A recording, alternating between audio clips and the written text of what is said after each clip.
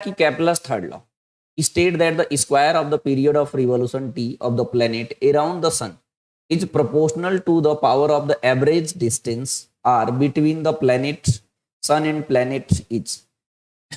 ये already formula यहाँ पे दे दिया, लेकिन हमको पहले से पता है कि T square directly proportional to R की पावर 3 होता है। ये के लिया, here K is constant if the masses of the sun and planet, sun का क्या माना है m, प्लैनेट का माना है small m respectively, then the per Newton's of gravitational law of force of attraction between this.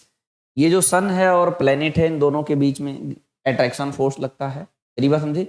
मैंने Newton's law of gravitation क्या बताता है कि पूरे ब्रह्मांड में कोई भी दो ऑब्जेक्ट है तो उसके बीच में अट्रैक्शन फोर्स लगता है, वो लगता है G m1 m2 upon r square, r उसके बीच का गैप होता है। मेरी बात समझे कि नहीं? इसमें कह रहा है here G is gravitational constant the relation between G के डेस्क्राइब। ठीक है, तो हम इसको ऐसा मान के चलेंगे कि जो सन है उसके चारों ओर अर्थ हमारा घूम रहा है। तो हम होता तो इलेप्टिकल है, लेकिन मैं इसको हम कैसे सॉल्व करने वाले हैं, सर्कुलर मान। मेरी बात समझे कि नहीं? मतलब हम इसको ऐसे समझाने का प्रयास करूंगा, आप मेरे साथ समझिए। ये लास्ट में कीवर्ड लेकिन आपको याद रखना है भैया, ठीक है ना?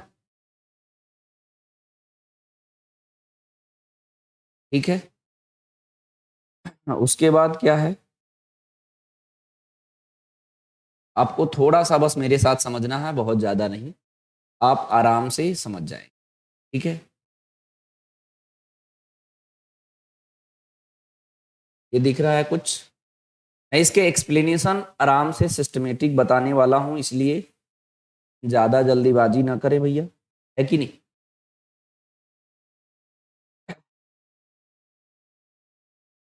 ये हो गया हमारा।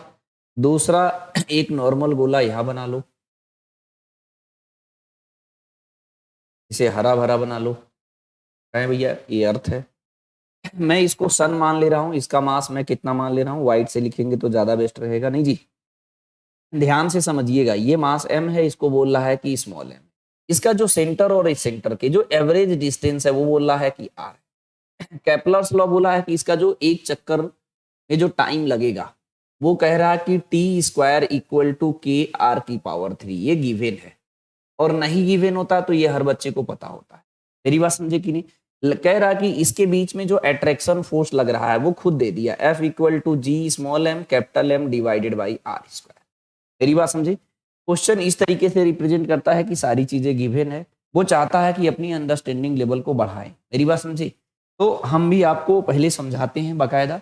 अच्छा एक बात बताओ, जब भी ये इसके चारों ओर घूमेगा मान लो v स्पीड से, तो घुमाने के लिए कौन रेस्पॉन्सिबल है? ये फोर्स। अगर ये फोर्स नहीं लगता, अट्रैक्शन फोर्स नहीं लगता सन और अर्थ के बीच में, तो ये कहीं और चला जाता, मतलब गैलेक्सी एग्जिस्ट नहीं करता, सीधी सी बात है। तो ये जो है इसके चारों ओर घूम रहा है, तो जब कोई चारों ओर उसके ओर घूमता है तो हमने बताता सेंट्रीपिटल फोर्स लगता है हमारा। कितना लगता है जी? mv square divided by r. लेकिन किसकी वजह से लगता है? इस ग्रेविटेशनल फोर्स की वजह से लगता है। तो इसको इक्वल कर दीजिए G small m capital M divided by are square. आपको डेराइव नहीं करना है, मैं पूरा A to Z स्लोली और सिस्टमेटिक बताना चाह रहा हूं, जो भी जुड़े एकदम वीक से वीक बच्चा उसको भी आए है। सीधी सी बात, यहां से एक आर से एक आर कैंसिल कर दिया मैंने, एक m से एक m कैंसिल कर दिया, v की वैल्यू कितनी हो गई? Under root G M divided by r. ये मैं कैलकुलेट कर रहा हूं और ये गिवन था। अच्छा, इसको एक चक्कर लगाने में इसको तो टाइम लगेगा। टाइम क्या होता है? Distance upon speed. Total distance कितना चलेगा? 2 पाई आर। और स्पीड कितना है? v की वैल्यू कितनी है? रूट में G M divided by are.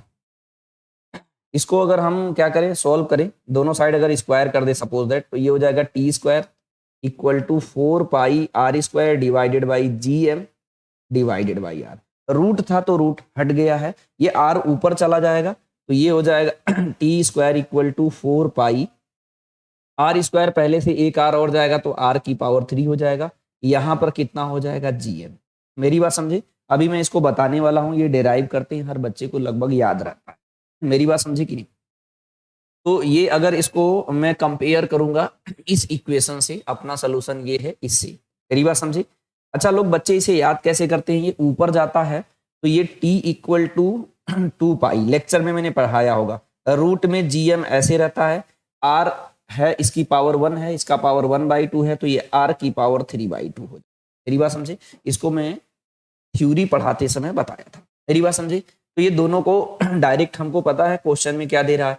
Question में दे रहा है कि t² equal to k r की पावर 3 है। हमने जो इस क्वेश्चन के अकॉर्डिंग जो डिराइव किया, उसका टाइम पीरियड जो आ रहा है वो आ रहा है हमारा 4, t² equal to 4 pi G M r की पावर 3। तो ये हमको पहले से पता होता है, ये भी हमको पहले से पता होता है। मैंने कहा थ्योरी भी कराऊंगा तो मैं डिराइव भी कर दे रहा हूं। इसे डायरेक्ट कंपेयर करना रहेगा, k equal to 4 pi divided by G M, cross multiply करो तो ये हो जाएगा अपना जी एम के। देखो ये वाला मैच करा तो उसी फॉर्मेट में कह रहा हूं, जी एम के इक्वल टू 4 पाई²। यानी इसका कौन सा ऑप्शन मैच कर गया जी? डी ऑप्शन मैच कर गया।